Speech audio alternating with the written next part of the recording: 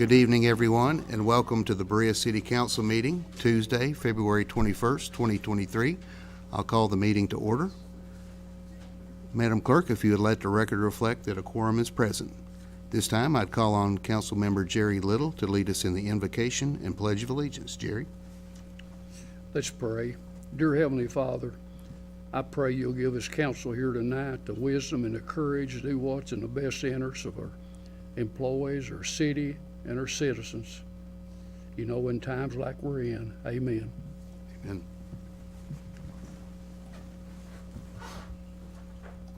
Pledge allegiance to the flag of the United States of America and to the republic for which it stands, one nation, under God, indivisible, with liberty and justice for all.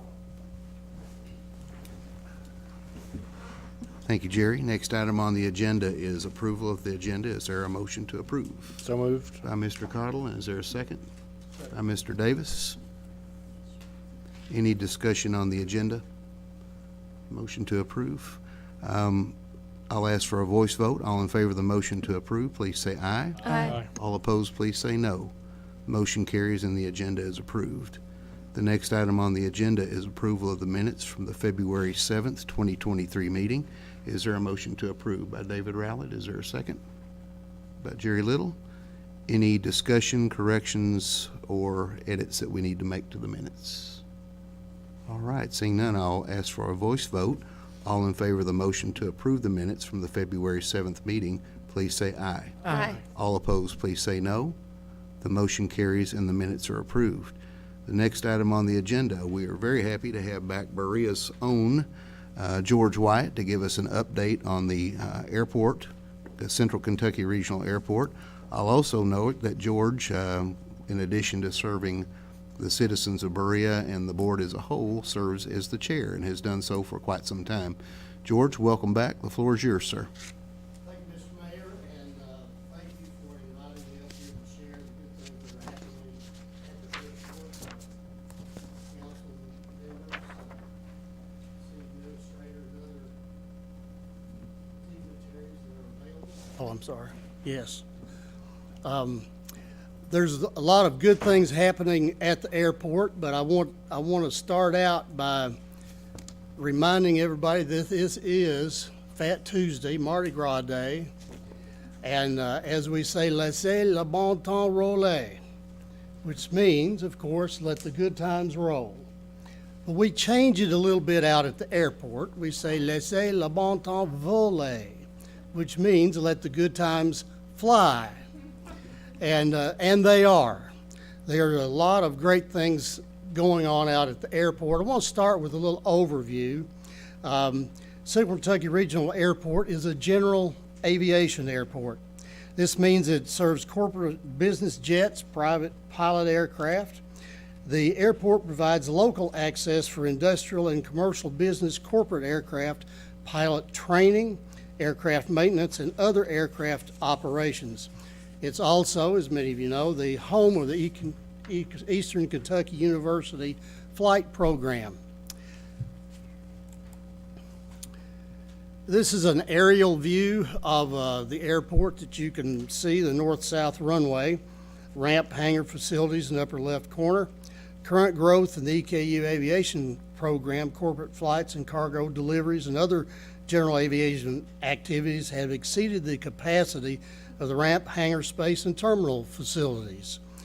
This gives you a little bit of information. The length of the runway is just a shade over 5,000 feet, and we can handle just about any corporate aircraft out there. So there are limits, but 5,000 feet is a really good number for just about any corporate aircraft that might want to use our airport.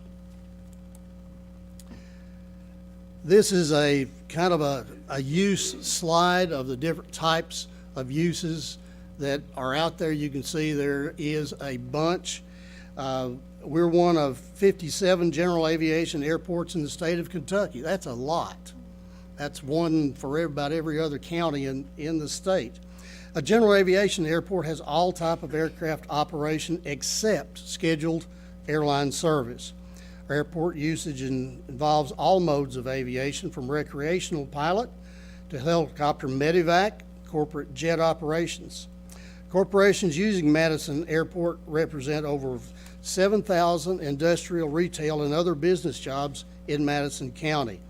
The EKU program averages around 300 operations a day. Now, an operation is a takeoff and landing. They've got around 325 students. That is a busy day out at the airport. We have 37 other aircraft that are based at the airport in addition to EKU's 32 aircraft. Many types of business jet aircraft visit Madison Airport each week. Our ground personnel are trained to provide fueling and other services to a variety of types of aircraft. The recent development of the Richmond Center, North Richmond Retail Mall, saw multiple visits of all of the mall tenants, owners during construction, and many continue to visit on a current basis.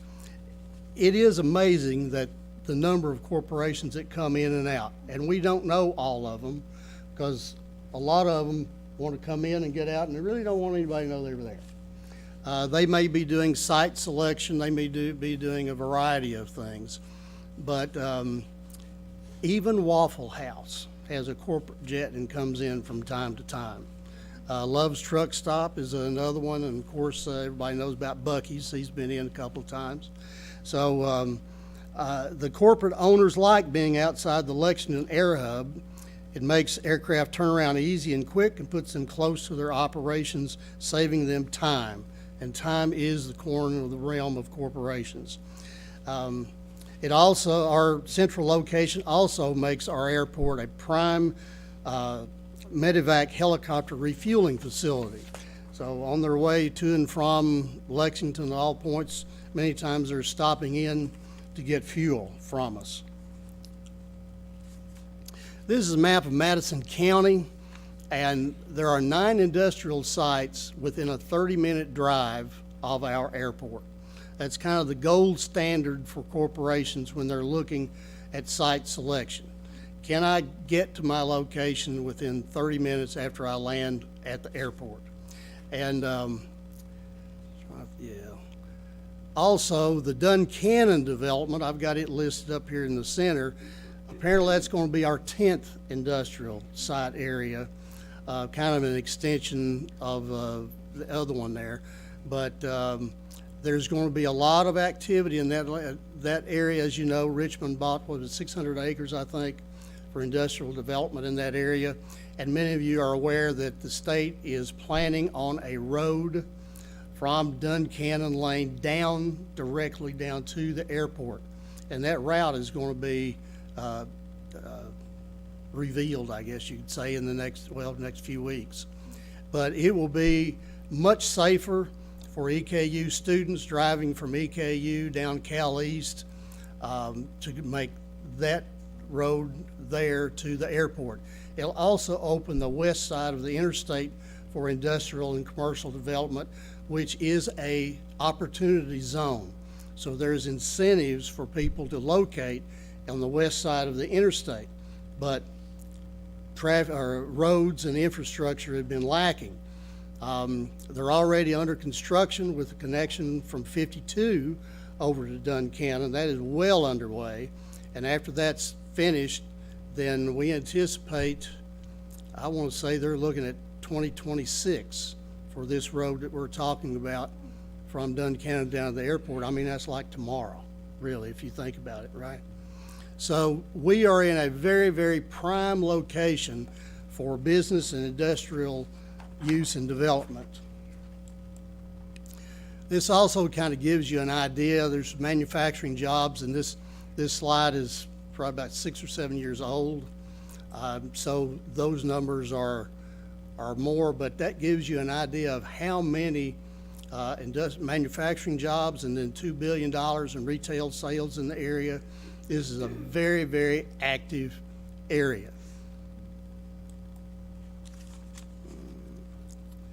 This little slide of the EKU aviation program, they've got 32 aircraft. They have 325, 350 flight students at the present time. Every one of the students in the flight program that wants one, which they all do, can get a job right after they walk off the stage getting their diploma.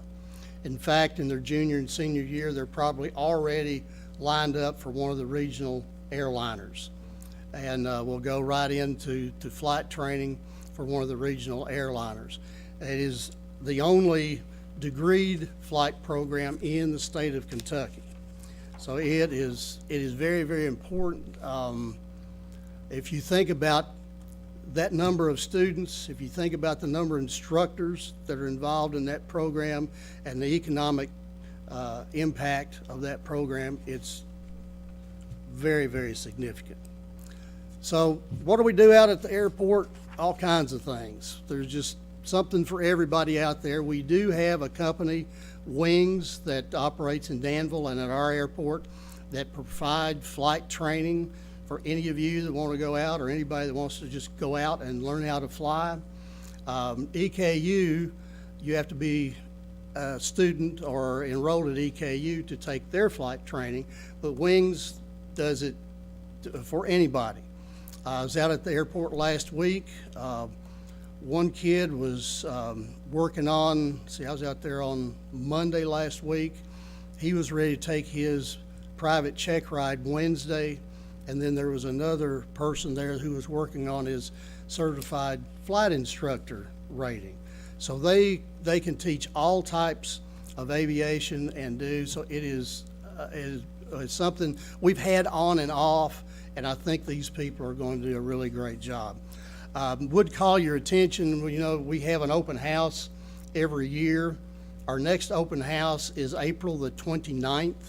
It's the last Saturday in April, and it'll be a one-day event, and we'll have a Young Eagles Day in which the Young Eagles program is a program designed to inspire the next generation of pilots. It is sponsored by the Experimental Aircraft Association, and we have a chapter there at our airport, and many days we will fly 100 kids between the ages of 8 and 18 for flights around the area. It's a super program, and it gets people out and everything. So mark it on your calendar, April the 29th, and we'll have food trucks, all kinds of fun stuff out there. Just a little picture of our crowded ramp, and I'll get into the thing. We've already expanded our ramp, but it helped immensely, but we're already already crowded. But you can see the corporate jets. Many of the aircraft you see in the background are EKU training aircraft there. Where do we get funding? How do we pay for all this stuff? I'm going to say it gets complicated, and it is, but not that bad. Major funding comes from the federal government. All of the projects that the federal government funds, we have to apply the project, and they have to approve the project before it can get funded. And there's two ways that they do that. One is discretionary, which we received $985,000 for the new ramp expansion. This is money that they decide this is a worthy project, we're going to put the money toward it, and it's typically a 100% discretionary fund. The other is what we call an entitlement, although it's not, or non-discretionary funding, and right now we're being funded at $150,000 per year. However, we have to apply and get approval for a project before we can receive that money. We don't receive that money in our checkbook until we get a project approved and work is done and bills are submitted against that project. And those projects are funded at 90%. The other 10% will go down to state funding. The state will cover 7.5% and we cover 2.5% here. Our state funding is typically 100% funding. It comes through the Transportation Cabinet, not Department, through the Kentucky Aviation Department, which now is underneath the Transportation Cabinet.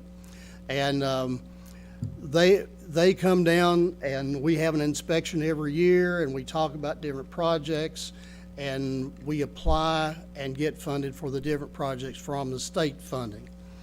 We're presently finishing up a $1.3 million lighting project out there, which we're replacing everything with LED lighting, even the rotating beacon. It's going to kick our energy usage down 2/3, and the longevity of the bulbs is just going to be, well, a lot more than the incandescent bulbs that we're using now, as you can imagine. Local funding, you guys, and you people will, and Richmond, Berea, and Madison County fund us directly.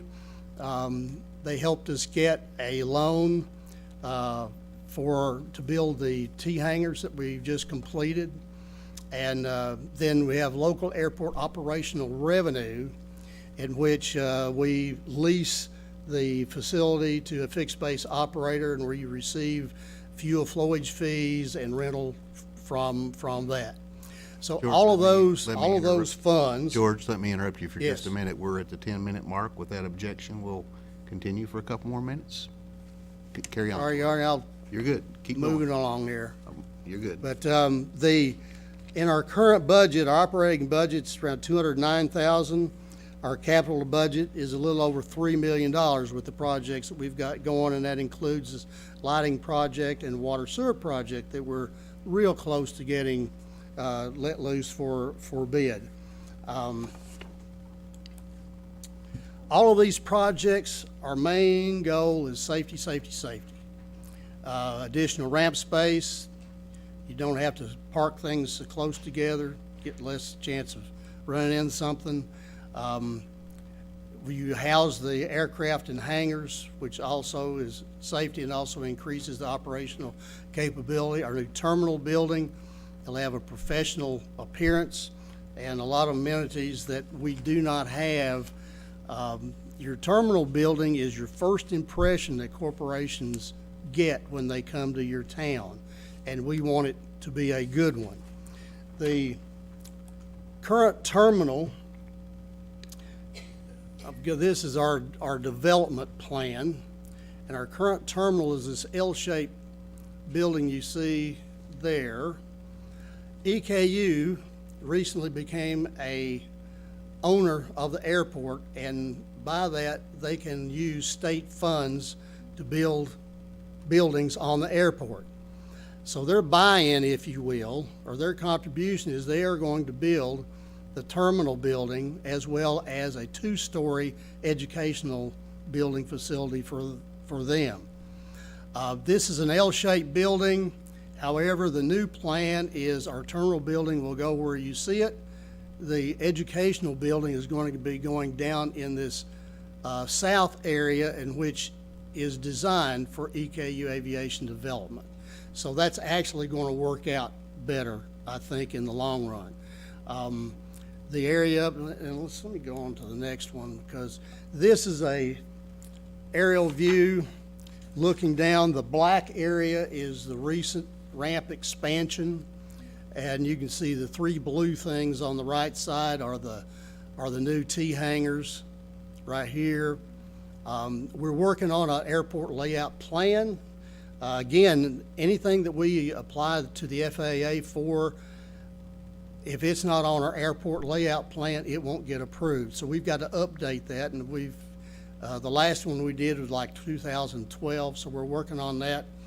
And so we're working on these other things. We're even working on, again, we're looking 20 years out, Vision 2050, if you will, and to a possible control tower at the airport, what's called a non-federal control tower. With the number of operations the EKUs has and what they're expected to have in the future, a control tower will impact safety tremendously, and we feel like that will work. Also, one of the things that we're kind of working on, we are in the Model T era of electrical aviation. Many of you have been reading stories and all of that that's going on, but that is kind of the word. We're in the Model T stage of electric aviation. Just the other day, one of the companies did some tests on an air taxi operation in New York City. And they're hoping to get it online and working in 2025. And actually late 2024. So it is coming.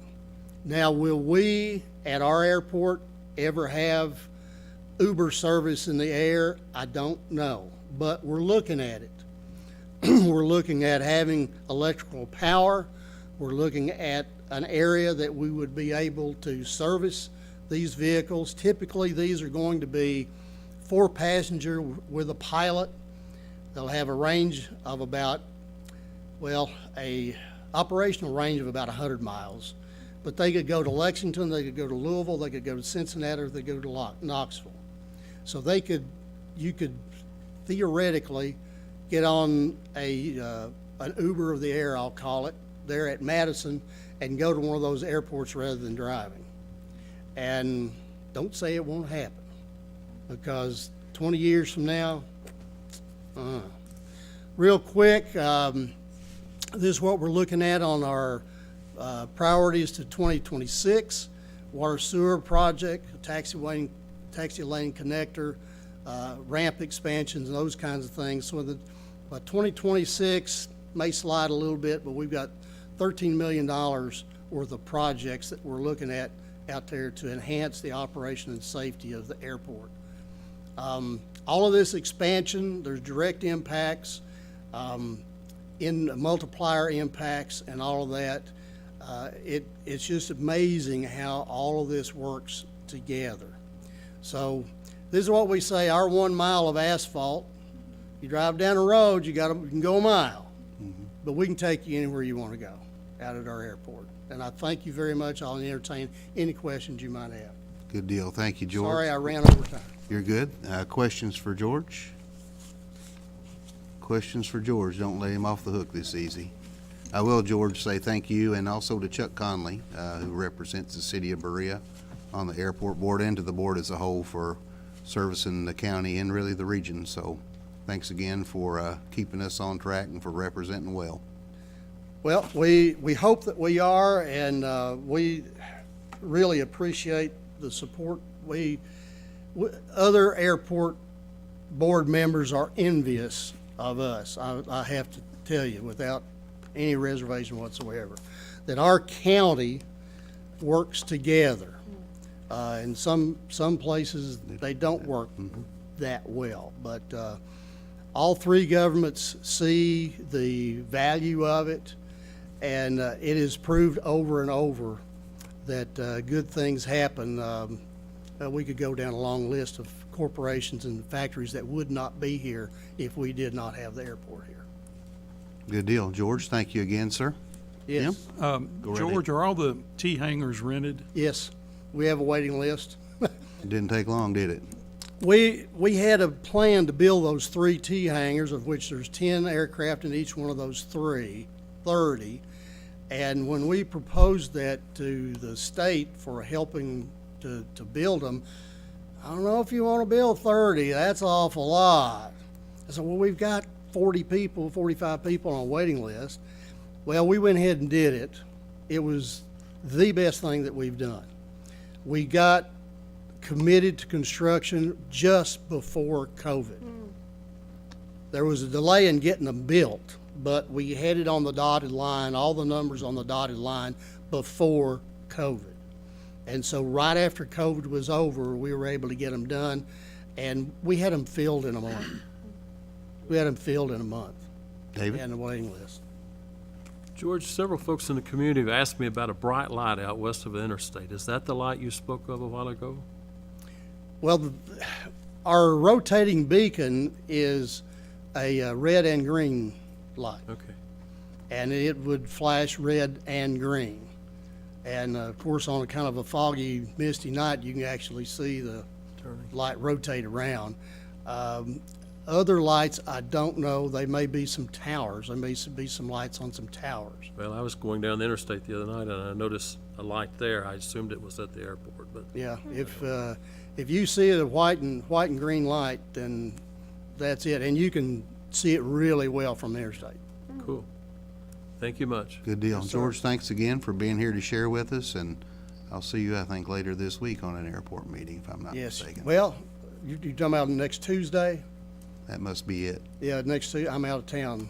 All right, I'll fill you in. But I think you're coming in by Zoom. Steve though. Tussey is going to fill in for me at that meeting. I may be on a team, but Good. Thank see you. you. Thought I'd have our easement ready to sign, Jerry. But we are getting real close on the water sewer project, and that is going to really turn us loose out there. Thank you all. Thank you, George. And speaking of the grant and the next phase of airport expansion, we do have resolution number 02-2023, Appalachian Regional Commission ARC Airport Grant, that we need to cover with you tonight. And I'll turn it over to City Attorney Jerry Gilbert. Jerry, you have the floor. Whereas the Appalachian Regional Commission has approved the City of Berea Airport Water Sewer Line Extension Project, Madison County, Kentucky, and extended a grant offer in the amount of $1,024,800 for the project to be administered by the USDA Rural Development, and whereas the mayor recommends that such grant be accepted, now therefore be it resolved as follows.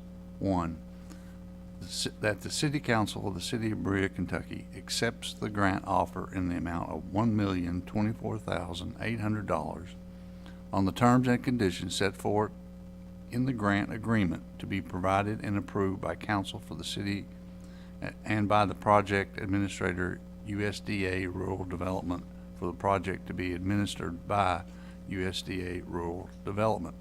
2, the mayor is authorized to sign all necessary documents regarding this grant and is authorized correspondent for the project. 3, this resolution shall take effect immediately upon passage. Is there a motion to approve and adopt resolution number 02-2023? So move. By Mr. Cottle and a second by Mr. Rowlett. Is there any discussion on the motion? Any discussion? I'll request a voice vote. Again, this is a motion to approve and adopt resolution number 02-2023. All in favor, please say aye. Aye. All opposed, please say no. The motion carries and resolution number 02-2023 is approved and adopted. Next item on the agenda is municipal order number 03-2023, council meeting procedures. And again, I would turn to Jerry Gilbert. Jerry, you have the floor. We skipped Oh, the I did? resolution. Got two resolutions tonight, don't we? Thank you, David. This is resolution number 03-2023, estate of Judy Hacker Kirby bequest. Jerry Gilbert, you have the floor, sir. Resolution number 03-2023, whereas the City of Berea, Kentucky is a named beneficiary under the last will and testament of Judy Kirby Hacker, deceased, and whereas the said Judy Hacker Kirby devised her real property known and designated as 188 East Hayti Road and 190 East Hayti Road, Berea, Madison County, Kentucky, to the city with certain terms and conditions as outlined in said will. And whereas as a term of the bequest, the city shall receive a bequest in the sum of $300,000 to be held in trust and to be used to maintain and improve the devised property according to the terms of the will. Now therefore, pursuant to the foregoing findings and declarations, be it resolved by the City Council of the City of Berea, Kentucky as follows. Section 1. The city accepts the bequest according to the terms outlined in the last will and testament of Judy Hacker Kirby, deceased, of record in the Madison County Clerk's Office, Richmond, Kentucky, which last will and testament is incorporated herein by reference. Section 2, that the city shall set aside the bequest of $300,000 in an interest-bearing account to be used exclusively for the maintenance and improvement of the devised property as specified in the last will and testament as aforesaid. Section 3, the mayor of the City of Berea is hereby authorized and empowered to execute the deed from Kendall L. Durson as executor of the estate of Judy Hacker Kirby, deceased, and any and all other documents necessary to effect the conveyance and bequest. Is there a motion to approve and adopt resolution number 03-2023? By Mr. Rowlett? Let's get the motion on the floor, and then I'll ask for discussion. Is there a motion on the floor to approve and adopt resolution number 03-2023? So moved. Motion by Mr. Cottle. Is there a second? Second by Jerry Little. Is there discussion? We'll go to David Rowlett. David, go right ahead. Just concerned, what are our plans for using this space? It's great that we're getting the land or the We lots. don't have fixed plans for it right now, but I do know that the, Mrs. Hacker, Kirby had that designated as a wildlife preserve, many years ago, and it's been used as such. And one of the conditions on us accepting the property and the funding to maintain it would be to have it used as a nature preserve. But first step would be to accept the property, and then we'll determine what we'll do with it from there. And we're locked into maintaining that property as such. As such, with the $300,000 would be used to do that. Mhm. Yes. Jerry, go right ahead. Where's this located at exactly? It's on East Hayti once you go past the three-way stop. If you're going out Hayti, it'd be on the right-hand side. Before you start down over the hill, it's still in this, of course, still in the city Behind limits. Walmart? No, it's on further down the road, Jerry. You have to go on down East Hayti. There's Hayti, and you turn left on East Hayti. Oh, you turn left there. Yes, it's East Hayti. So you go on through, I think that's Taylor Road, where the three-way stop is there, and you go on past that, and it's on the right-hand side, maybe Is, 300 feet down the road. is it got a structure on it now? Has two houses on it. What, now they leaving the property plus 300,000 to upkeep it? That's correct. And we have to leave the structures there. What are we gonna do with the structures? I don't think there's any restriction on the structures, Mr. Mayor, keeping it or not. Let me finish with Jerry, and then I'll come to you. Okay, yeah, I'm done. I'm just curious about what what guys, To the best of my memory, it doesn't specify that the structures have to remain standing or not. okay. Okay. But I mean, we'd have to do something with them. I mean, we couldn't just let them sit there, could we? No, we wouldn't do that. Okay. Mr. Davis? I think there's more questions than we could probably answer tonight at this meeting. I think it's great somebody wants to leave us something. Can we have a work session to talk about this? We can. No reason that you can't do that. Okay. I just think there's more questions than we can answer here tonight. Okay, would you want to make a motion to postpone until the next meeting contingent upon a work session? Yes. So I Yes. hear a motion by Mr. Davis and a second by Mr. Rowlett. Is there any discussion on the motion to postpone until the next regular city council meeting pending a work session? Seeing none, I'll ask for a voice vote on the motion to postpone. All in favor, please say aye. Aye. All opposed, please say no. Motion carries, and we will take up resolution number 03-2023 after a work session at our next city council meeting. Moving forward to municipal order number 03-2023, council meeting procedures. Jerry Gilbert. Jerry, you have the floor, sir. I will read the changes proposed for municipal order 03-2023 as follows. 1, officers. Presiding officer. The duties of the presiding officer are as follows. 2, control the general flow of the meeting by announcing in proper order the business on the agenda, and may, with the assistance of the city clerk, act as a timekeeper in debate or comment. Page 2.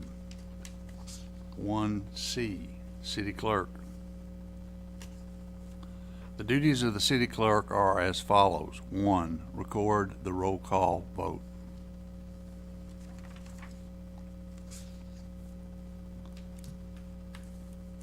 And on page 10. B, public comment requirements. Members of the public may only publicly address the legislative body during the public comment period of the agenda. Any member of the public who wishes to address the legislative body during the time must provide his or her name and street address and business or organization he or she is representing, if any, prior to stating his or her comments. Citizens may speak on any city government-related matter. Each speaker is limited to 3 minutes total. Any public comment exceeding 3 minutes should be scheduled through the mayor's office and will be placed on the agenda. The purpose of the city council meetings is to discuss city business and not deal with individual personalities. Consequently, during any city council meeting, the presiding officer shall not permit any personally abusive attacks on any person, business, or employer during the debate or public discussion. References to individuals, businesses, or employers who are not specifically identified but who are identifiable by personal or business references shall be treated as specific reference to the individual, business, or employer. Nothing herein is intended to limit or restrain negative, positive, or neutral comment about the manner in which an individual employee or officer or council member carries out his or her duties in public office or employment. Conduct contrary to the normal presentation of business during a council meeting which disturbs or interrupts the orderly process of the proceeding is a disturbance. No speaker shall make any slanderous or profane remark which otherwise disturbs, disrupts, or otherwise impedes the orderly conduct of any council meeting. The presiding officer shall enforce these rules of procedure. The presiding officer may ask commenters to submit comments in writing to the mayor's office in lieu of or in addition to comments for distribution to all council members. And corporate counsel, if I could, going back to page 3, under D, E, and F, there were a couple of changes there. Just, I see. Format on page 3, F, public comment. This time allows members of the community to speak at regular council meetings. Comments are to be limited to 3 minutes unless additional time is granted by the presiding officer. The city clerk is to serve as a timekeeper. The time limit for public comment provided in the meeting of a public hearing before the legislative body will be established by the presiding officer and kept by the city clerk. okay, thank you, sir. I want to begin by requesting a motion to approve and adopt municipal order number 03-2023. Is there a motion by Katie Startzman, second by Jim Davis? At this point, we'll open the floor for any discussion or comments. Katie, and then we'll come back to David. Thank you. I think at our last meeting, maybe I'm misremembering, but I think there were a few of us who wanted there to be some there's 2 places where public comment is discussed.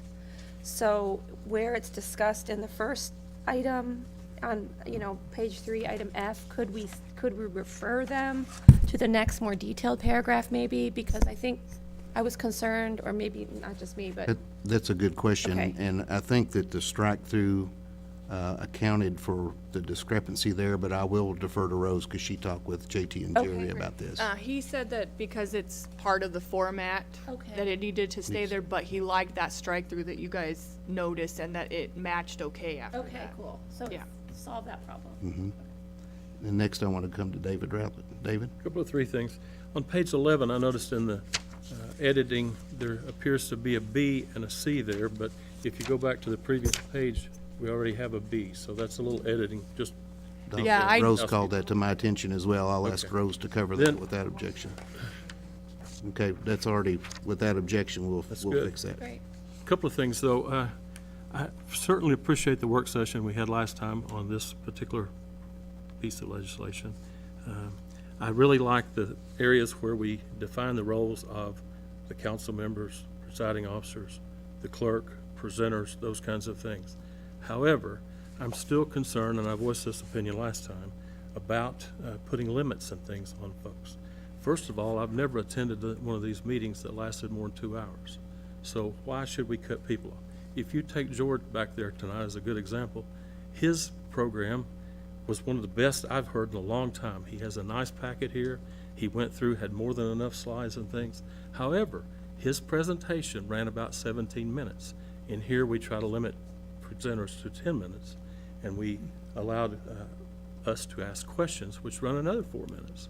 So I think limiting them to 10 minutes is not enough, because he couldn't have got through his first 3 or 4 slides had it been 10 minutes. And as you recall, we had to kind of rein him in there a little bit, but that was good. Again, I appreciate that information, probably one of the more informational type of pieces that we've had presentation. I'll try to address that. The first part is that on a scheduled presentation like that, the presider can extend that period with that objection. You know, somebody would object it and they said, no, we need to move on. That's good. We would have had to have a vote, but you do have that flexibility. And why 10 minutes and not another number, I really don't know, but, you know, As long as they can, as long as I'm in the chair, I think that I would encourage, you know, extending those without some extenuating circumstance. The other thing that I'll mention on that, David, is we can always have work sessions as well. And what I would say, and maybe this is just my attention span, but anything over 10 minutes might be better, not in the business meeting, but in a work session before. So I would think that on something that would be more than what George had tonight, for instance. In fact, what George had tonight might be better for a work session where there could be more interaction. I even wrote down this would be good to do a work session on this next year, just because you would want to allow more time and have that focused and designated rather than having the specter of public business kind of hanging over you the other during the time formal limits meeting. pertain to individuals or public comment. That's some of the ones that I'm concerned the most about. I think we're trying to infringe on our rights as Americans. People have the opportunity to express themselves, or need to, through free speech.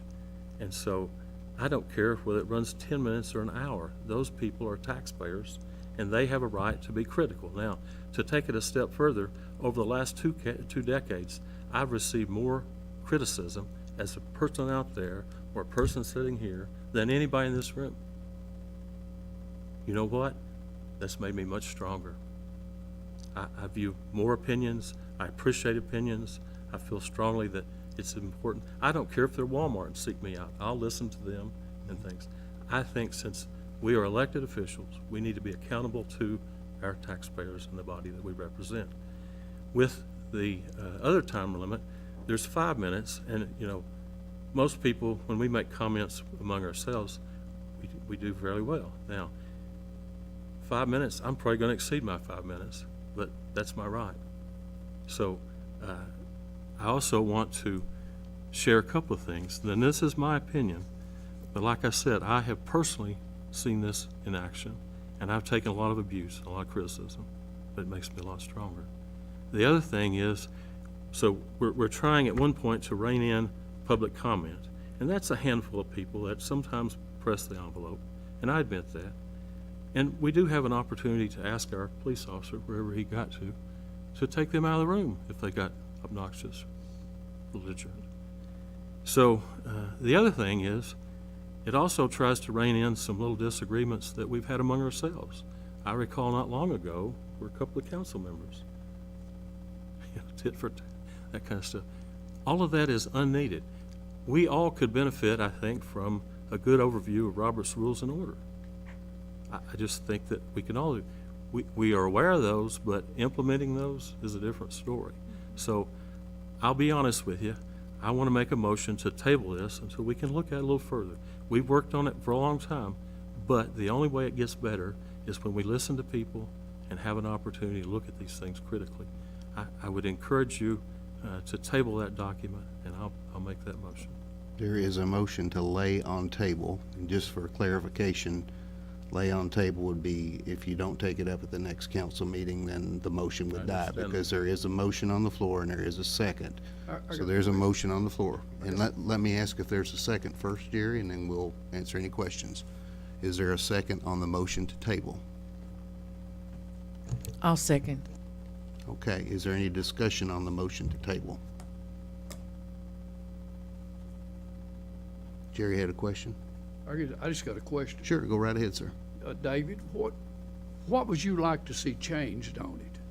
what's the specific? As are a they- presiding officer, I think one of the roles or responsibilities that Bruce accepts is when we get somebody that gets obnoxious, point to the police officer and get him out of here. If we have somebody that just rambles on and on and on, and we've had that, it's his responsibility to cut him off. You got 1 minute. And I remember with the former administration, it wasn't uncommon to say, you've got 1 minute to find a conclusion.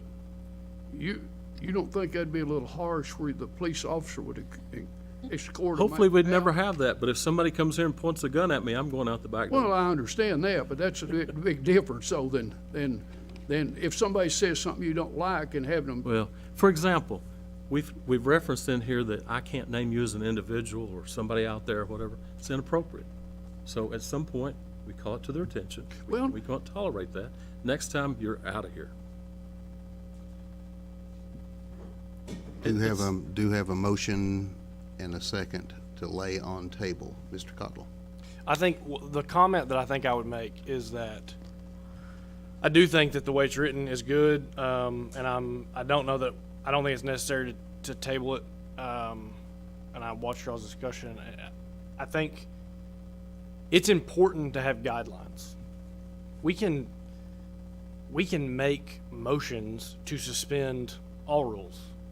I can make a motion at any time. Robert's Rules of Order says that I can make a motion to suspend any rule that we have on the books. I can say that I think that we should continue the conversation of Central Kentucky Airport indefinitely. And if George wants to get up here and I don't mean to pick on you, George. If George wants to get up here and talk for 4 hours about it, that's totally fine. And there are mechanisms in place to change any of the things that we have. But I think that this is the point of putting in specific time limits, is because it's a consistency. Because what would be difficult is if Bruce likes to hear George talk about the airport and says, let's talk about it for an hour, but maybe he's not a big fan of bike parks.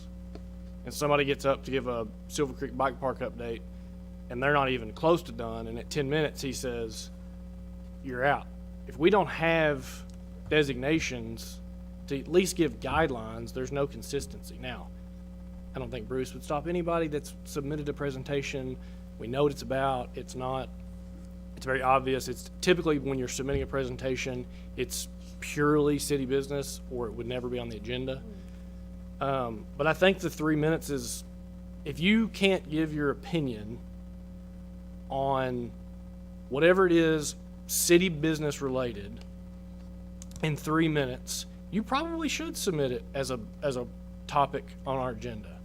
I think back to some issues that we've had many years ago, and people got long-winded, and there was no consistency and I'll be blunt and say that we heard the same thing 75 times. That's not productive. I don't think that 3 minutes is being punitive. I think that it is meant to give a very constructive guideline for what the meeting should be conducted as. It's just being consistent. I think that that's important, so that if Bruce or any future mayor, they have something to point out and say, you're at 3 minutes.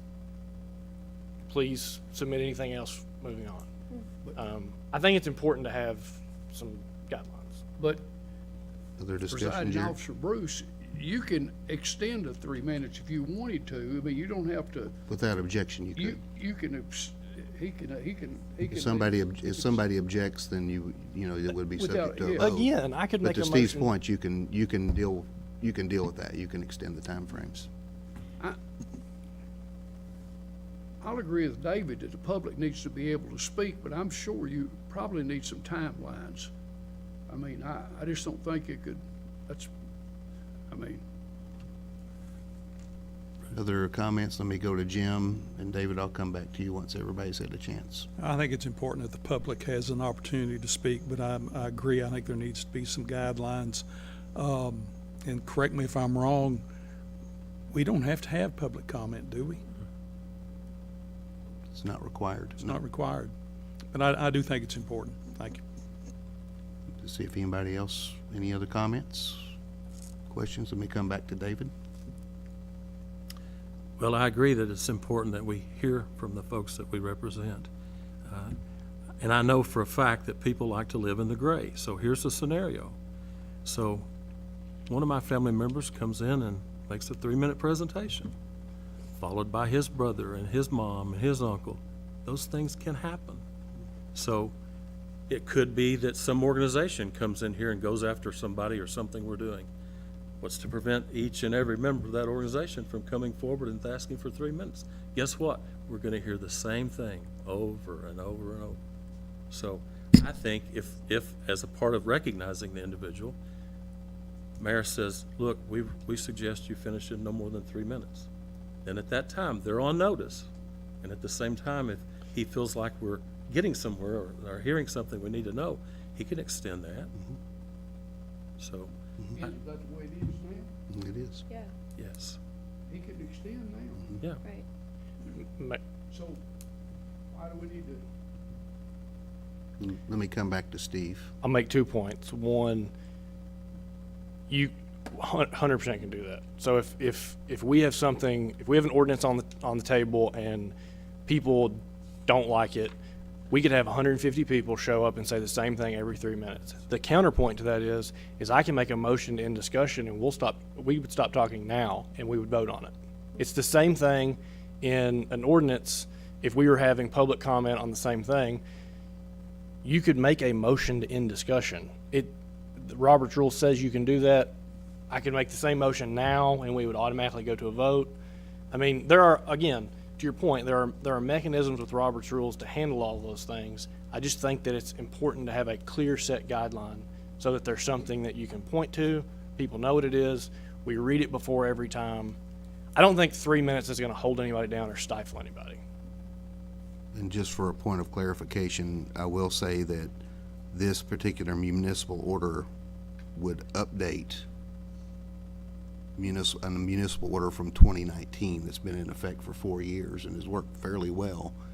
That language and this language is based on Robert's Rules of Order, but it also has been vetted by the Kentucky League of Cities Attorneys to make sure that there's nothing that would be in conflict with state statute. So the language that's in here is not only used by the city of Berea, it's used for other cities as well. Making that as a point of clarification, not recommending one way or the other.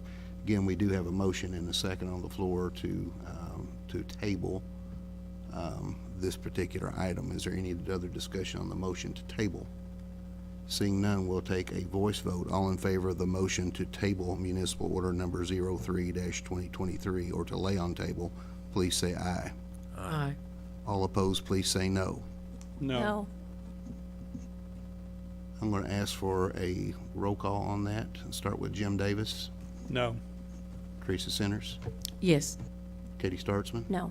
David Rowlett. Yes. Jerry? Steve? No.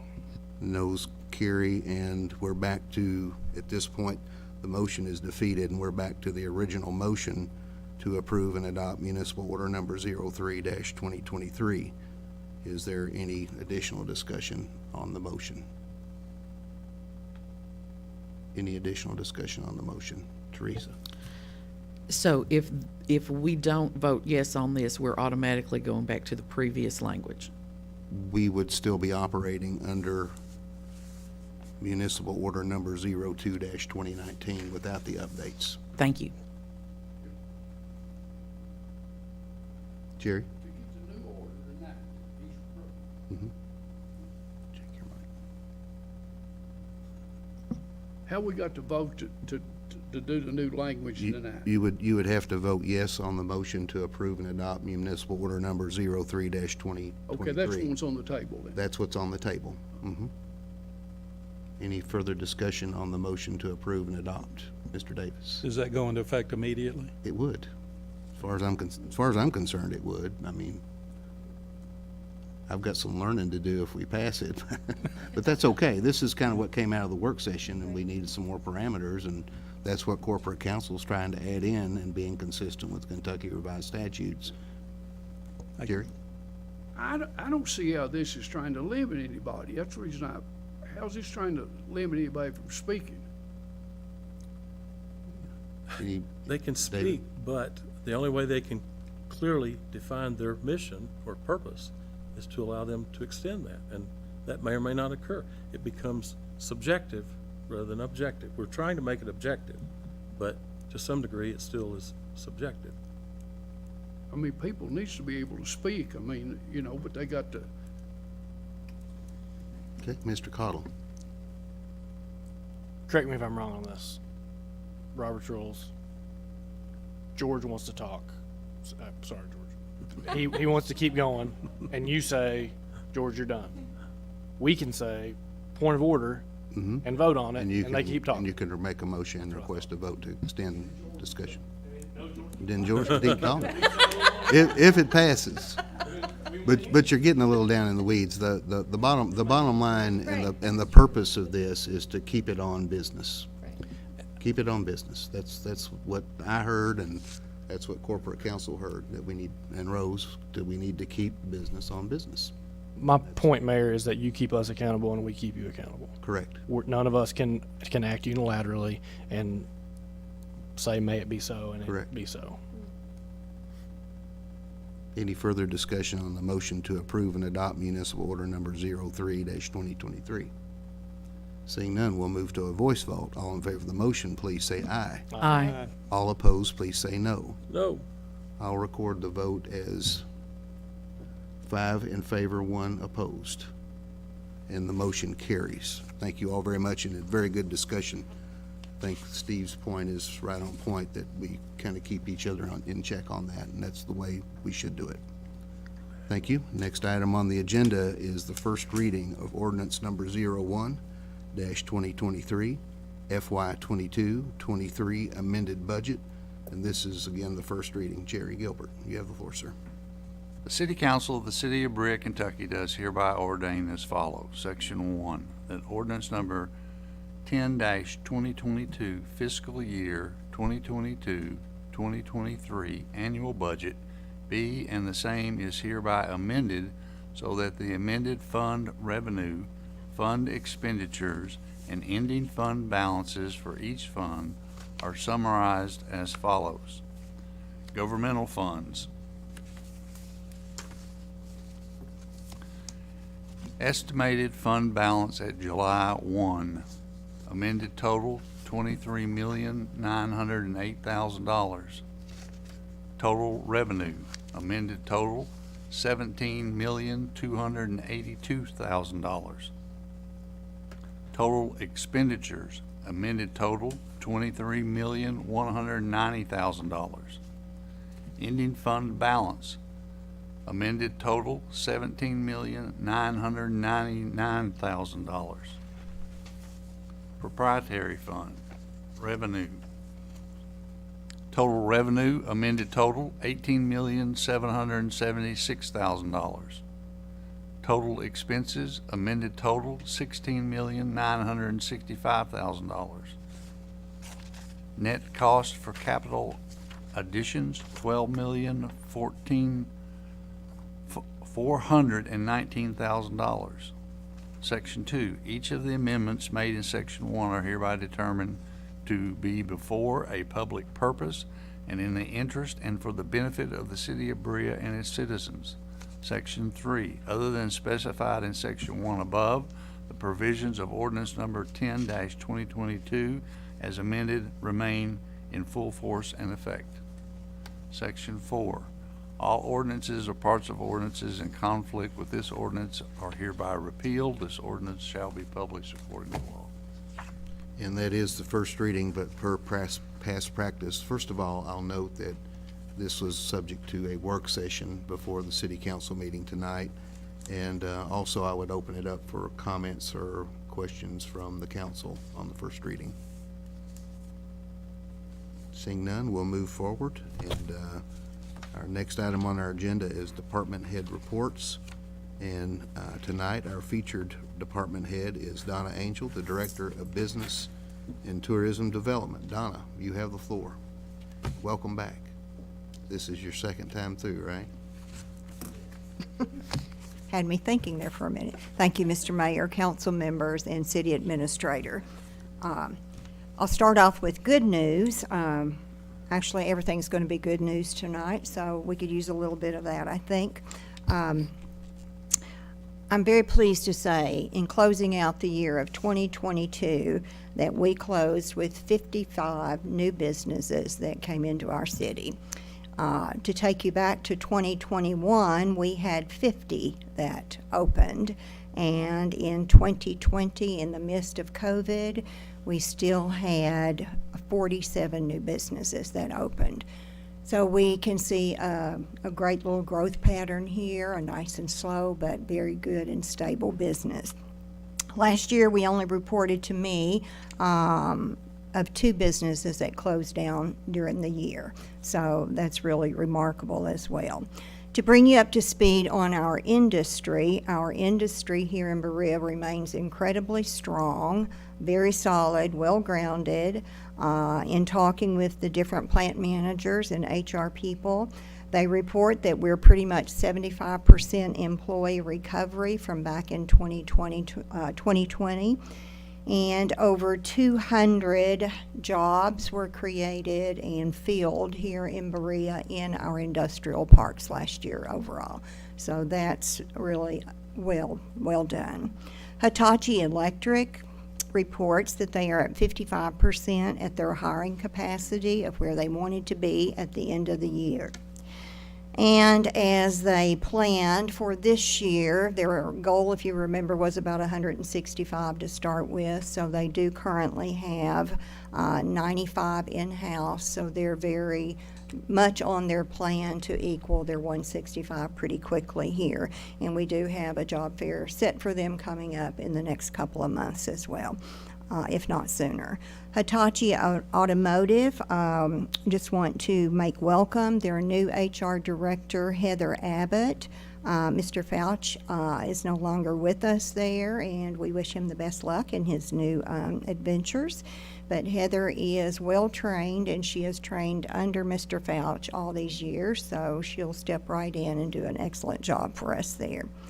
Kentucky Steel reports that they are at full capacity, not only on their employees, but on their products and their contracts being met as well. So they're very, very pleased with where they are right now.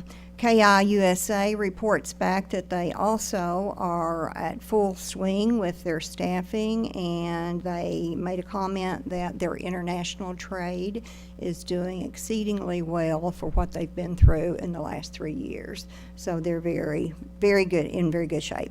AppHarvest reports that they are hiring for both Richmond and Berea. Not that they have that many openings, but they are gearing up for another big cutting in their factories or in their greenhouses. So they do need staffing for their Richmond warehouse, which is much bigger than ours.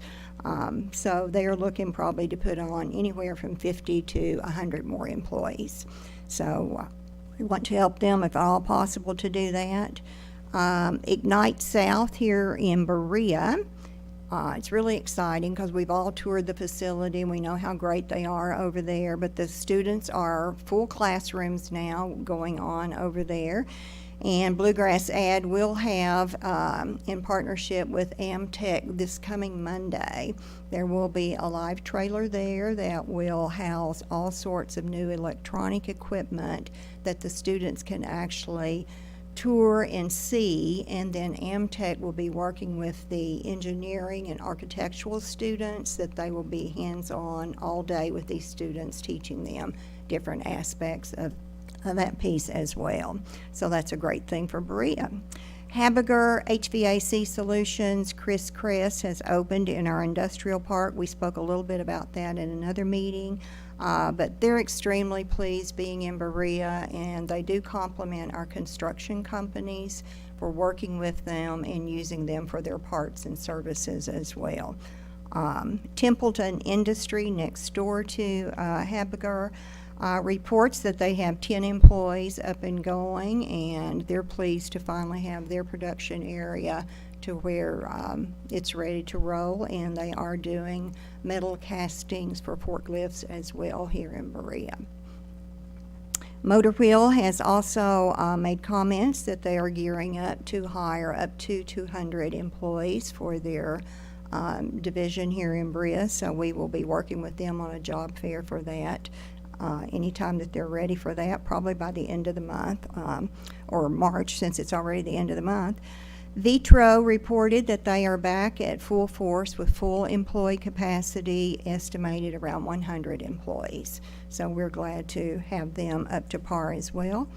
Ryder reports that their building, the American Greeting Card Building, is fully leased out to Heister Yale, so they have no additional space, and they say, please don't call me for space anymore. So we're happy for Heister that they've got that building, so I've scratched that one from my list for right now. The Site Selector magazine, someone mentioned that just a bit ago, but George did, as a matter of fact. But the Site Selector magazine did call in early January, and I'm sure the mayor already knows this as well, but they called to report the 2022 rankings across the nation. So the top 3 ranked states in the nation were Texas as number 1, Kansas as number 2, and number 3 was Kentucky. So that was great kudos to us. Kentucky actually ranked 44 out of the top 100 states in the nation, so that was pretty cool. The top 3 ranking cities in Kentucky, number 1 was Paducah, number 2 was Frankfort, and number 3 was Berea. So great job, Berea. One more comment on the business development side was we did have several citizens that have reached out about crosswalks and so forth over the last couple of years, and we did hear from Mr. Jordison last time about that. But Rose and I did work with the state on that, and we did send emails trying to inquire about how we could get more crosswalks between Fee Street and Chestnut up to the Chestnut Street Pavilion. So I really didn't hear anything back from March until January, but I did hear from the Department of Transportation in early January that we have been added to a list of 6 cities that will be reviewed in surveys and studies for that to be added at Chestnut Street and Mount Vernon Road there. So don't expect it to happen real soon, but she says probably 6 months to 8 months on the survey to get back, but then we'll follow up more once we hear back from that piece. Next up, I'll speak briefly on tourism. Tourism just wrapped up a large Valentine's Day paid marketing campaign, which really covered just about all the businesses in Berea, regardless of what kind of business you were. We had great participation from all sorts of small business owners out there, tourism operators, everything in the world. So it was extremely, Danny will be reporting on that in our tourism meeting, but it was unreal. It was over 1 million different hits that we got on all of the ads that we were running and the products that the merchants in town were selling as well. So everyone did a great job on pushing our city for Valentine's sales. We are currently working in collaboration with the Berea Police Department and Parks and Rec on the special needs prom that will come up in April. That was something last year that we did, and it was a very emotional but rewarding experience to see the children of any ages from 7 up to 17 that got to attend their first prom. So we take things like that for granted, but these children really had a wonderful time, and I think it left us all where we wanted to participate in that again this year, so we certainly will be. And thank you to Parks and Rec for allowing us to use the Folk Center this time to house more and do a better job with that. We also, on the tourism side, will be working with the Berea Volunteer Fire Department and collaborating with them in a manner to enhance our L&N Day, train day that we host every year. I think what they're doing in Old Town with us will be exciting. They will have a DJ with music going the whole time, antique cars down there. We're currently working with Captain Puckett to make sure we get the street closed and all procedures followed on that. But that will be the first time in a long time that we've used other things to incorporate with the train station. And our train station still ranks number 2 in the state of Kentucky as a living and usable train station area. So we have a lot of history there, and it's great to help continue to promote. We have already 44 new people that want to bring their private baby train sets and set up that day. So I don't know where we're going to put them all, but we'll find a place, and it'll be great. But we're very pleased with that rolling out this year to different things and adding more to that. We will be working with the Berea Community School to host, we talked about this earlier, a Student International Art Festival.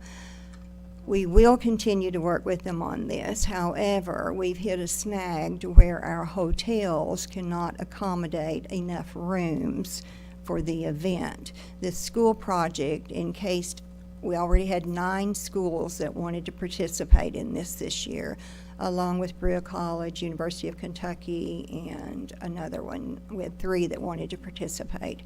So we just could not get the rooms. Boone Tavern is consistently booked, and they are booked throughout the entire year. So Holiday Inn Express and several others, we just could not get the number of rooms. We anticipated needing, 200 rooms at least. This would incorporate personal development, teaching credits for the teachers all across the state. So some of those would be traveling quite a bit, and they just, we just could not get the rooms available for them. So we have rescheduled that and committed to, the hotels have committed to us for next year in June as well. So we'll keep you posted as we move along in that, because it's a great thing, and it's great to see arts and crafts still be alive in the school systems, being taught there, and continue to have seasoned succession planning with our artists and craft makers, which we do suffer from here. So that's a great step that we certainly want to be a part of. Our February Learn Shops kicked off with blacksmithing. There were 6 classes, and they were all sold out. So those are always welcomed in Berea. Everyone loves those classes, and those people travel Indiana, Ohio, Louisville, and several places to come here for the blacksmithing class. We are planning on a spring, summer, fall music concert as we did last year. We ran it all summer. But this year, it got so hot in July and August that we decided to start them a little bit earlier and not do them in June and July, and or July and August, and pick them back up for September and October. So we will do May and June, and then we will go into September and October and keep the hotter months on grassy areas, and different things we'll be doing as well to help offset that loss. We continue to work on rolling out our City Berea Craft Festival this year. We've come a long way. It takes a lot of people to pull that off, but we've had great responses. The vendors to date, we have 65 already booked booths that are in place, with over 50 some odd jury applicants to look at. So we're not concerned about not filling up the 117 spaces that we have. I mean, it's just already been a wonderful response to see that, and we've been able to find people to work the areas that we didn't have after losing the consultant last year. So we've got those spots filled, and I think we're down to just a couple of golf cart drivers. So we're very pleased how everything is coming along on getting that ready to roll out. We are nearing the bidding stage for the Mitchell Toll Building, for the toll renovations on that. Praise the Lord, yes, Jim, So we hope to have that ready very quickly here to get that out to bid on and get the building up and going. That will be a wonderful attribute for this city. We get so many calls where people don't have conference spaces, whether it be 50 or 100 that they're trying to cater to, and we don't have that. And with what we hope to have in the back of the toll building for the small conference event center back there, we'll be able to house 83 people. So that's really another place, another venue that we can offer to not just our, residents anymore. People are coming from everywhere. Every time we call to reserve something at Boone Tavern, they've got all over the state and California, they've got Florida. So it just shows us that tourism recovery is really rebounding and people are eager to get back and doing their retreats and their 3-day conferences, and everyone is booking up quickly. So we're really pleased with that. And once we have our trolley to add to all of that, it will be an extra nice touch for the city to be able to move these people around more efficiently and together as a group instead of 6 or 7 cars having to go to a location. We are working with a kayak group that wants to do a kayak festival out at Owsley. So Kevin says yes, absolutely. But anyway, we're still in the planning stages to see how we could pull that off. But that is a number 10 out of 100 new festivals that have hit the nation. And it is a very fun thought, a way to do that. And we are drawing more and more younger people into our city. So if that's what they want, then we need to find a way to make that happen, So I hope we can pull that off. The last thing on my list is to talk about the motor coach buses. Recovery in the state of Kentucky is back up and going. It's still 67% recovery across the state, which is really remarkable when we went to almost zero in the last 3 years. But to speak only of Berea Tourism, we last year received 55 buses into Old Town. That's just our tourism and our piece of it. Everybody gets buses, whether it's a hotel or the college or the Artisan Center. So we were pleased to go from 19 to 55 in a year. And each bus that we housed had 50 persons an average on the bus. So we received 2,750 tourists that came into our city that either stayed overnight or 2 nights with us in Berea. An estimated revenue just out of Old Town alone was $74,000 that was added to our city last year. And that breaks out to an average of each tourist that spent $26.90 with us. That does not include the hotels, the gas stations, the restaurants, the activities, the shopping that they did elsewhere. So we're very pleased with seeing how things are coming back together in the tourism world. So that will close my report out, and I will take any questions that you might have. Jerry, go right ahead, sir. Donna, so what is tourism actually decided to do with the toll building? You said you're putting in, what are they gonna do or use it for? The toll building will be split into a gallery and an event center. We will have a dining area in the back area that will accommodate up to 80 tables where they could have their retreat meeting in there and lunch catered in or whatever. And we would also have the front boardroom that is still sitting there that will be modified a bit, but that could be a separate room that we can rent as well for a separate small group that just needed it for a day's meeting. So it can bring revenue into our city, and it gives a place for everybody to Now, still. you say there's gonna be a small gallery in it then? Yes, the left side of the building will remain a gallery, an art gallery. The well's yes. gonna stay in it then? It will stay in it, yes.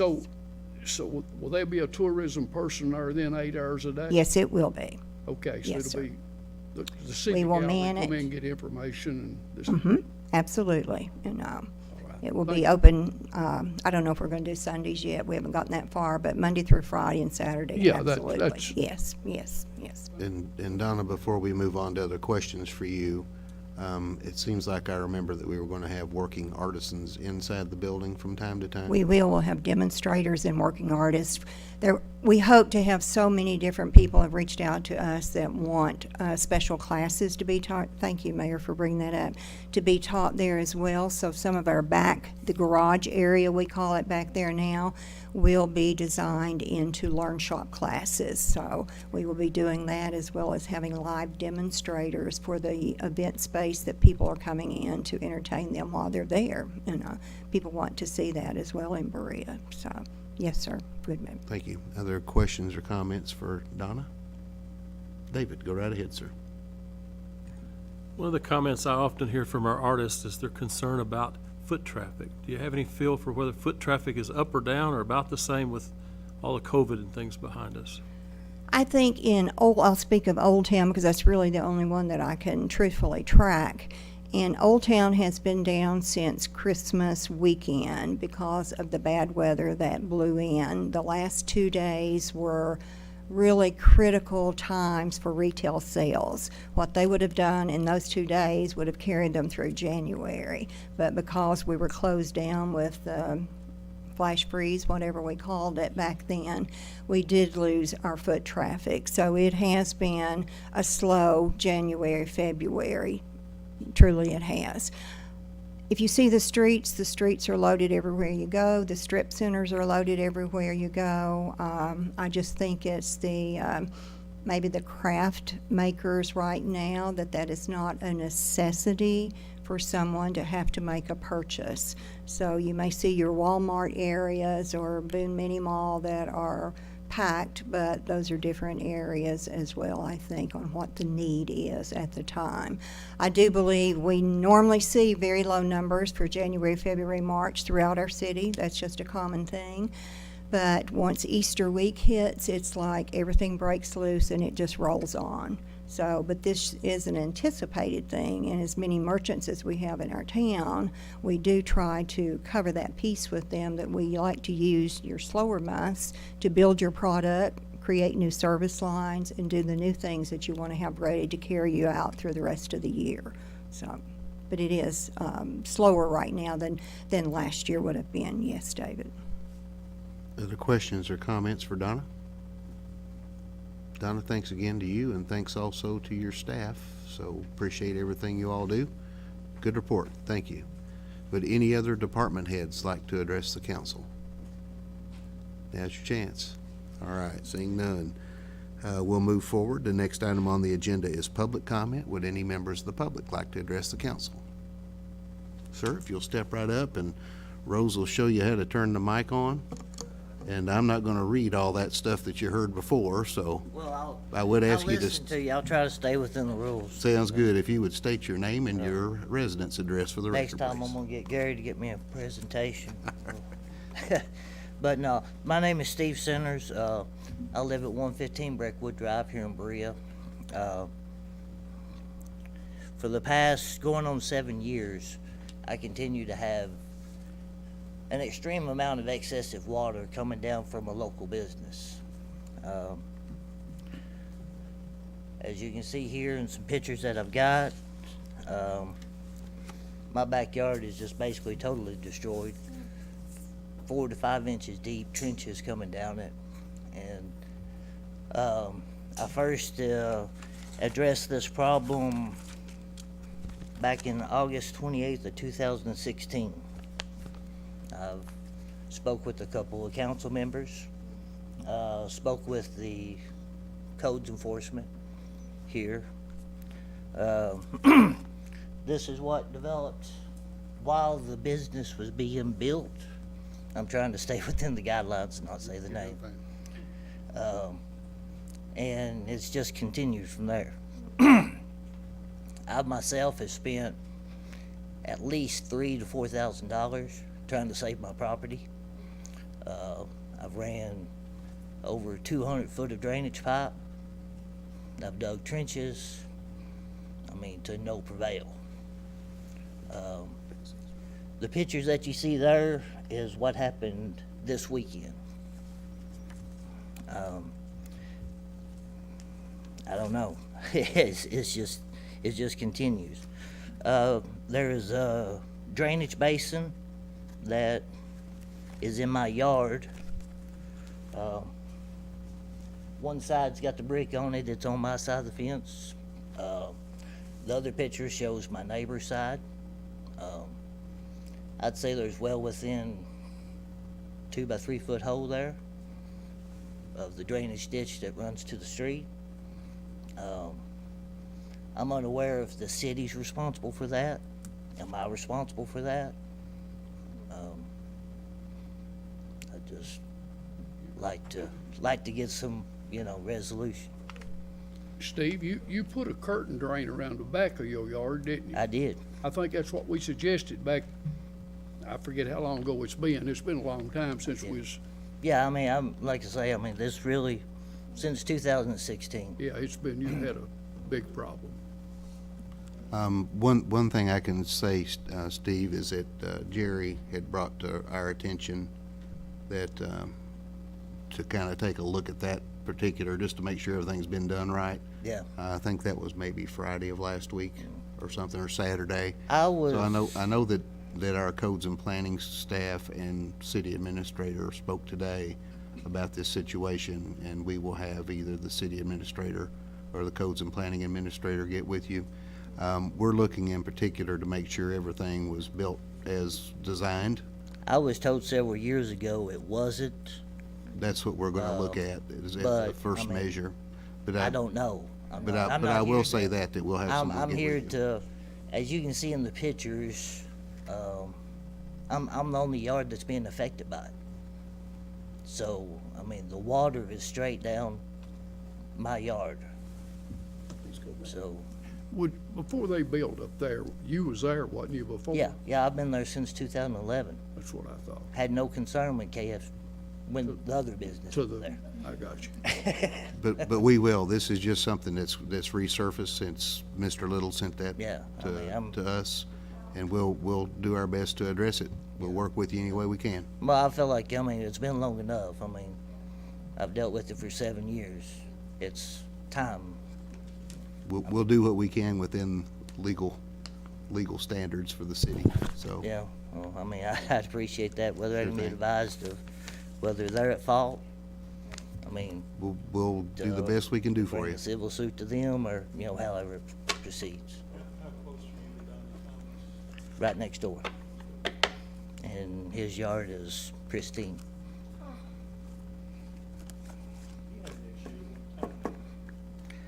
He talked about years ago, yes. And then whenever I reran my drainage ditch, he's got one that runs at the base of the hill, and I connected mine onto his and took it over to that catch basin, is what I call it. I mean, and I also took and dug the ditch and went all the way up to the end of my property line, as far as I could.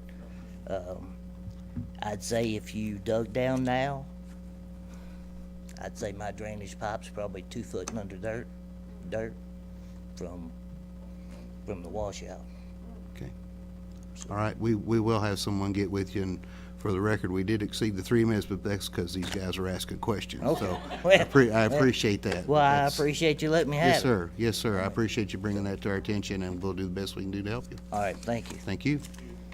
Would any other members of the public like to address the council? All right. Seeing none, we'll next move to the city administrator's report. Rose Beverly. Rose, you have the floor. Thank you, Mr. Mayor and council. Try to keep it short tonight. I know you guys had a long meeting. I just want to say thank you to the department heads and especially to Susan Meeks for the diligent work on the amended budget, but I also want to say thank you for all the work they put into the budget that got us to the amended budget. I think you guys obviously did a really good job. We did not have that much cleanup to do, and I just appreciate everyone's hard work on that. And no rest for the weary, because we are rolling right into the budget now. We have a due date of March 1st on some things that we're asking the department heads to get to us. So we're just going to keep rolling on, but we thank you guys for your support on that. And I want to mention that we will have a Parks Committee meeting this Thursday at 5:30 in the Randy Stone Room, and I will get an agenda out to you guys for that. And lastly, the last thing I want to mention is that we did have some heavy rains last Thursday. I know that you dealt with some issues from that. That's one of the ways that we figure out if the projects that we've been dealing on with drainage have been working. If they haven't, we get to see how all the work we've done panned out. We will be working on Rose Street, and it's very good that you guys just approved that. We'll be working, we did the above ground work. Now we got to do the underground work. We will also be looking at, we're working on some improvements on Short Line and Stevenson Trail. Stevenson Trail all the way back, we're going to clean out that ditch there, and we have maybe some widening in areas to try to work on stuff over there. Possibly Harrison Road, we have some culvert issues going on there. And Johnson Road, we want to work with the state on that. So those are some of the targeted issues that we're looking at. I just wanted to let you guys know that in case people are talking to you about that. Make sure to send them our way so that we know. And I just heard about this one today, so I'll be looking at that as well. And that is all I have for you today. If you have any questions. Questions for Rose? Jim, go right ahead, sir. Rose, the Rose Street project, are we ready to do something down there? I know there's money, Yeah. so we're ready to start digging and moving and shaking. I know that Roy's been getting supplies together, and he's pretty close. I think it's probably weather permitting right now. Okay, thank you. Other questions for Rose? All right, Rose, good report. Thank you. Next item on the agenda is mayor's comments. I was going to say what Rose said, thanks to all the department heads, but one thing Rose won't say is to thank herself. And she has been an outstanding leader and very important part of the budgeting process. So Rose, my compliments to you for a job well done. I think that needs to be publicly acknowledged.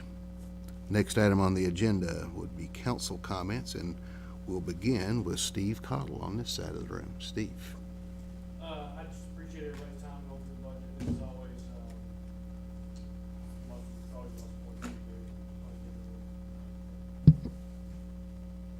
I'm not gonna say all that over. Good job on the budget.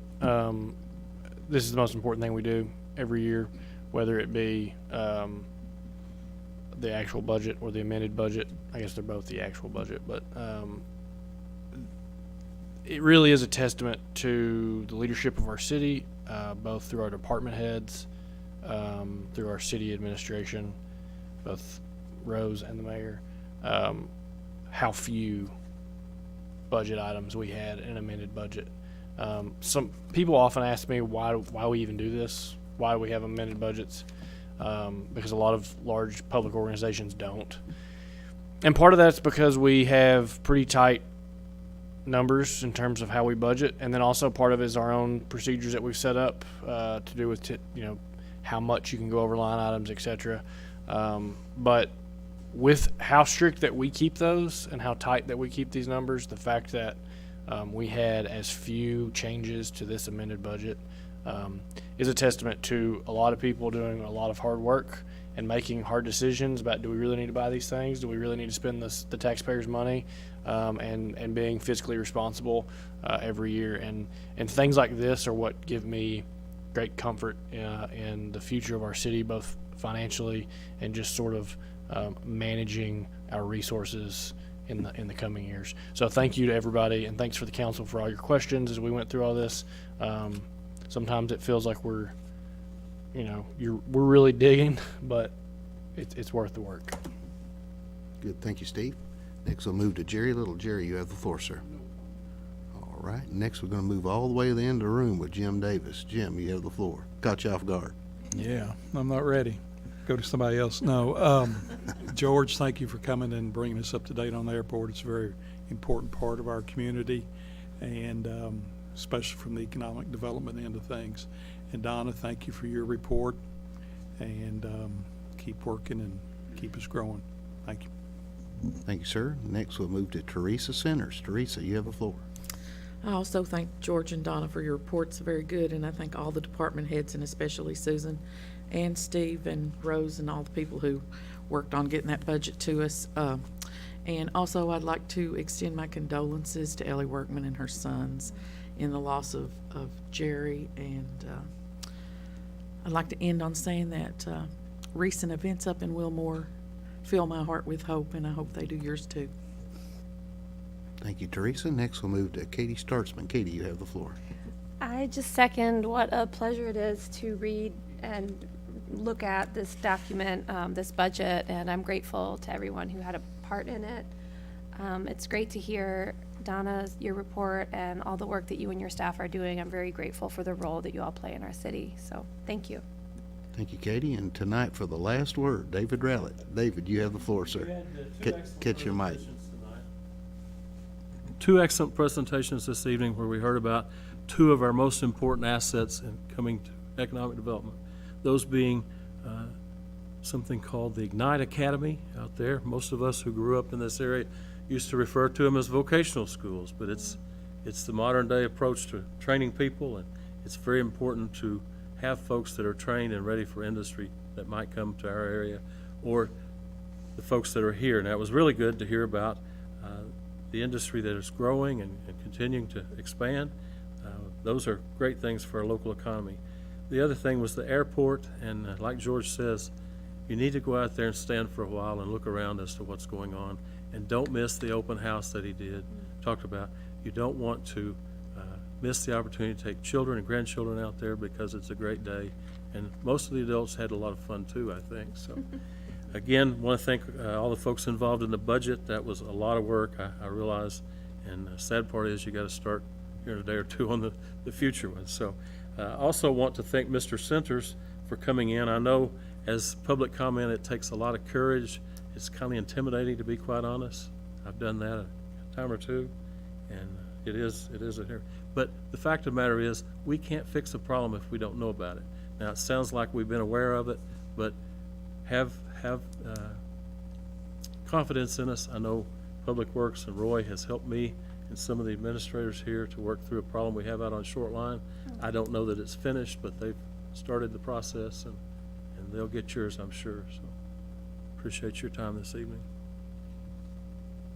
That concludes council comments. Is there a motion to adjourn? So moved. By Mr. Cottle and a second by Ms. Centers. All in favor of the motion to adjourn, please say aye. Aye. All opposed, please say no.